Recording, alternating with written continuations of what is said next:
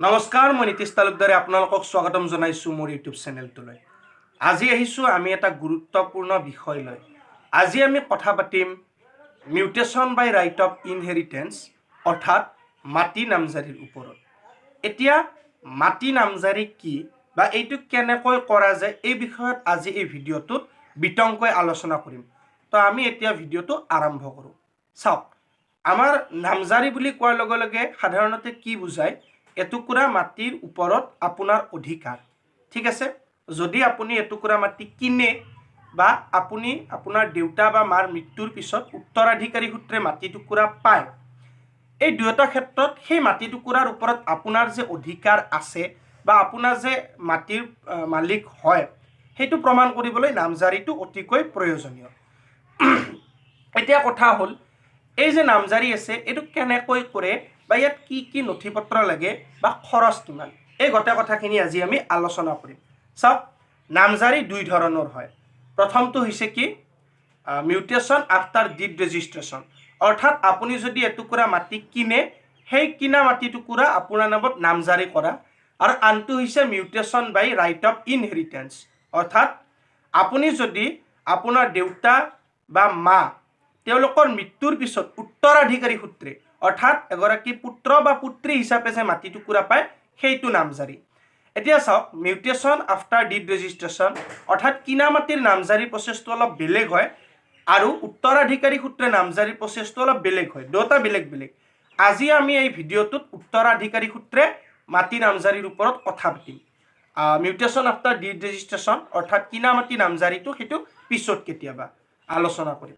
ঠিক আছে, তো আহক আমি এই বিষয়ে কথা পাতোঁ।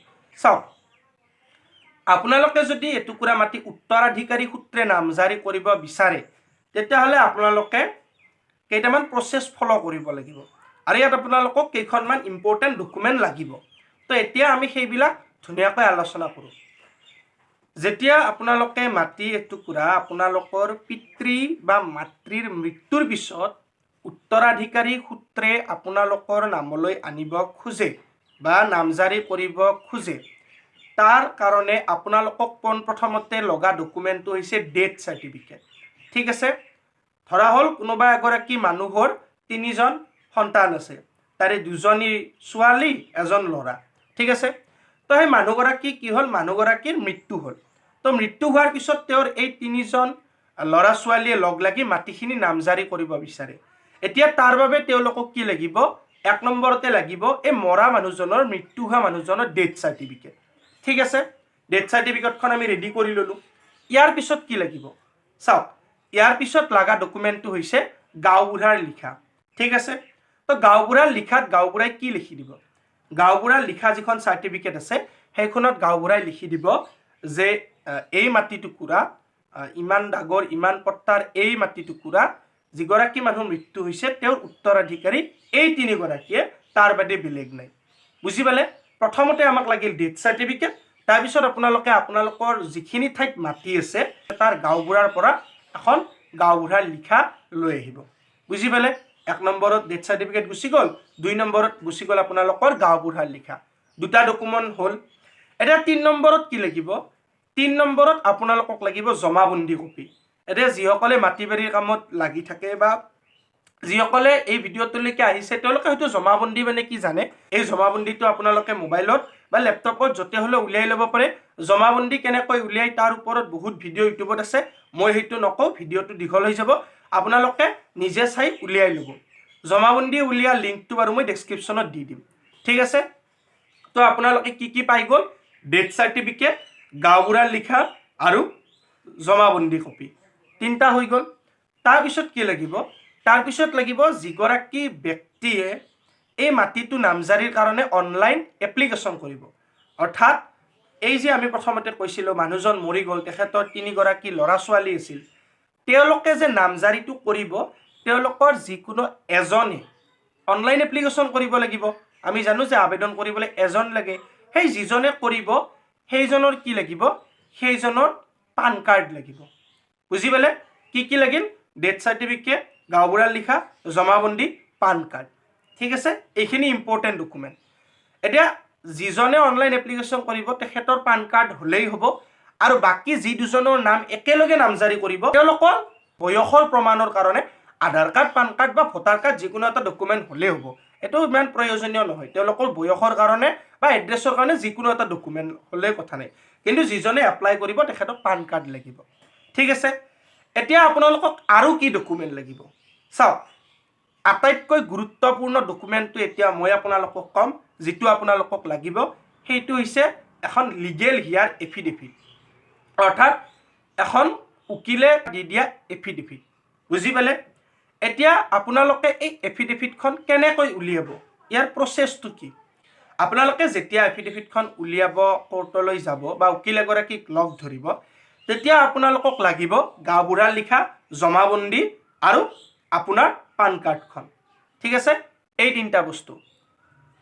তিনিটা বস্তুৰ ওপৰত ভিত্তি কৰি উকিলগৰাকীয়ে আপোনালোকৰ এখন এফিডেভিট বনাই দিব বুজি পালে আৰু এফিডেভিটখনত কি লিখা থাকিব যে যিগৰাকী মানুহ মৃত্যু হৈছে তেখেতৰ উত্তৰাধিকাৰী হিচাপে আপোনাক তিনিগৰাকী আছে বেলেগ কোনো সেই মাটিৰ দখলকাৰী নাই বুজি পালে এতিয়া আমাৰ ইম্পৰ্টেণ্ট ডকুমেণ্ট হৈ পৰিল কি কি গাঁওবুঢ়াৰ লিখাখন লাগিব ডেথ চাৰ্টিফিকেট লাগিব জমাবন্দী লাগিব পান কাৰ্ড লাগিব আৰু এফিডেভিট 5টা ডকুমেণ্ট হৈ গ'ল চাওক এইখিনি কথা মই বাৰ বাৰ এইকাৰণে কৈ আছোঁ যাতে আপোনালোকৰ একো কনফিউজন নহয় সেইকাৰণে ডকুমেণ্টখিনি মই বাৰ বাৰ কৈ আছোঁ তাৰপিছত 6 নম্বৰ ডকুমেণ্ট লাগিব এটা ইম্পৰ্টেণ্ট ডকুমেণ্ট সেইটো হৈছে খাজনা ৰচিদ এইটো আগতে নালাগিছিল 2025 চনৰ আগতে এইটো লগা হোৱা নাছিলে কিন্তু এই 25 চনত নতুনকৈ এইটো এড কৰি দিছে যে মাটি নামজাৰিত খাজনা ৰচিদ লাগিব আগতে এইটো নাছিলে আপোনালোকে পুৰণা ভিডিঅ' যদি ইউটিউবত চাই তেতিয়া পাব যেহেতু মই এই 2025 মাৰ্চ মাহত ভিডিঅ'টো বনাই আছোঁ তো বৰ্তমান লাগে এতিয়া আপোনালোকে ডকুমেণ্টখিনি ক'ত কেনেকৈ কি ধৰণে আপলোড কৰিব সেইটো মই আপোনালোকক এতিয়া ক'ম চাওক আপোনালোকে এই ডকুমেণ্টখিনি ৰেডি কৰি ল'লে এই 6টা ডকুমেণ্ট তাৰপিছত আপোনালোকে কি কৰিব এইটো অনলাইন এপ্লিকেশ্যন কৰিব ক'ত এপ্লিকেশ্যন কৰিব আপোনালোকে CSC বা PFCত কৰিব পাৰে বা আপোনালোকে নিজেও CSC পৰ্টেলত মোবাইলত বা লেপটপত কৰিব পাৰে কিন্তু নিজে এপ্লাই কৰাতকৈ আপোনালোকে CSC বা PFCত কৰে তেতিয়াহ'লে ভাল হয় কাৰণ তেওঁলোকৰ এক্সপিৰিয়েঞ্চ থাকে আৰু তেওঁলোকে ক'ত কি বহুৱাব লাগে জানে আপুনি যদি নিজে কৰে কেতিয়াবা দুই এটা হয়তো খেলি মেলিও হ'ব পাৰে বুজি পালে এতিয়া আপোনালোকে এইটো অনলাইন কেনেকৈ কৰিব এয়া অনলাইন কৰা বহুত ভিডিঅ' আছে ইউটিউবত আপোনালোকে চাই ল'ব মই কেৱল আপোনালোকক কনফিউজনখিনি ক্লিয়াৰ কৰি আছোঁ যে কি কি ডকুমেণ্ট একচুৱেলি লাগে কাৰণ অনলাইন এপ্লিকেশ্যন কৰাটো আপোনালোকে পাই যাব কিন্তু ডকুমেণ্টটো বহুত খেলি মেলি লাগে আৰু বহুতে ডকুমেণ্ট আপলোড কৰোঁতে গণ্ডগোল লাগি যায় ঠিক আছে এতিয়া আপোনালোকে মোবাইলৰ স্ক্ৰীণত চাওক ক'ত কি ডকুমেণ্ট আপলোড কৰিব লাগে মই আপোনালোকক কৈ দিছোঁ ঠিক আছে তো আহিছোঁ আমি ইম্পৰ্টেণ্ট ছেকশ্যন আপলোড ডকুমেণ্টলৈ ইয়াত আপোনালোকে ডেথ চাৰ্টিফিকেট বুলি অপশ্যন এটা পাব ইয়াত আপোনালোকে যিজন মানুহৰ মৃত্যু হৈছে বা যাৰ স্থলত আপোনালোকে উত্তৰাধিকাৰী হিচাপে মাটি নামজাৰি কৰিব তেখেতৰ ডেথ চাৰ্টিফিকেটটো আপলোড কৰি দিব ঠিক আছে ইয়াৰে পিছত লিগেল হিয়াৰ চাৰ্টিফিকেট এইটো অপশ্যন পাব ইয়াত আপোনালোকে উকিলৰ পৰা অনা এফিডেভিটটো আপলোড কৰি দিব ঠিক আছে এইখিনিতে এটা কথা কওঁ যে যিকেইটা আপোনালোকে আপলোড কৰিব সেই আপলোড কৰা ফাইলকেইটা 2 MBৰ তলত ৰাখিব ওপৰত লিখিয়ে দিছে আৰু ফাইলকেইটা PDF ফৰ্মেটত দিব যদিও ইয়াত PDF JPG বা PNG বুলি দিছে আপোনালোকে PDFত দিব PDFত দিলে ভাল হয় আৰু আপোনালোকৰ যিটো লিগেল হিয়াৰ চাৰ্টিফিকেট আছে ইয়াত আপোনালোকে এটা কাম কৰিব পাৰে এফিডেভিটখনৰ লগত আপোনালোকে গাঁওবুঢ়াৰ লিখাখন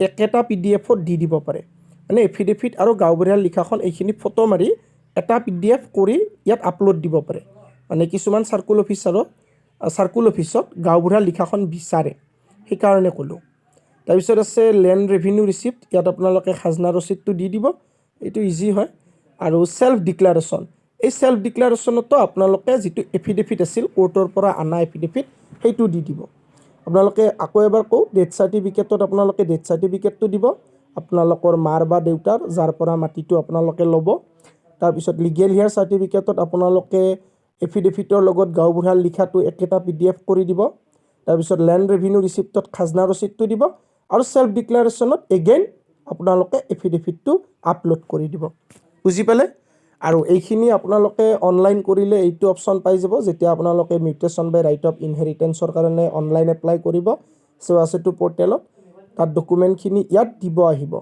ঠিক আছে এতিয়া আমি পুনৰ আগবাঢ়ো ভিডিঅ'টোলৈ। তো আপোনালোকে ক'ত কি ডকুমেণ্ট আপলোড কৰিব লাগে গোটেইখিনি বুজি পালে। এতিয়া আহিছোঁ আমি সময়সীমা। এই mutation by right of inheritance অৰ্থাৎ এই যে আপোনালোকে মাটি নামজাৰিৰ কাৰণে অনলাইন কৰিব, ইয়াত কিমান দিন বা কিমান সময় লাগে চাওক। এইটোত টাইম হৈছে 2 মাহ। ইয়াত আপোনালোকৰ 2 মাহৰ ভিতৰত আপোনালোকৰ নামজাৰিটো হৈ যাব। যদি কিবা কাৰণত আপোনালোকৰ 2 মাহৰ ভিতৰত নহয়, টাইম যদি বেছিকৈ লাগে, তেতিয়াহ'লে আপোনালোকে আপোনালোকৰ ঠাইৰ চাৰ্কল অফিচত যাই কথা পাতি ল'ব। কেতিয়া কি হয় মানে বহুত কিবা কিবি এপ্লিকেশ্যন আহি যায়, তেতিয়া আপোনাৰ এপ্লিকেশ্যনখন তলত পৰি যায়, যিহেতু কম্পিউটাৰৰ বস্তু তলত পৰি যায়, সেইখন বিচাৰোঁতে বিচাৰোঁতে বহুত টাইম লাগে। এতিয়া ঘটনাটো হ'ল আপোনালোকৰ কিমান পইচা খৰচ হ'ব, কাৰণ এইটো বহুত ডাঙৰ কুৱেশ্যন, কিমান টকা খৰচ হয়। চাওক, আপোনালোকৰ ইয়াতে খৰচ বুলি ক'লে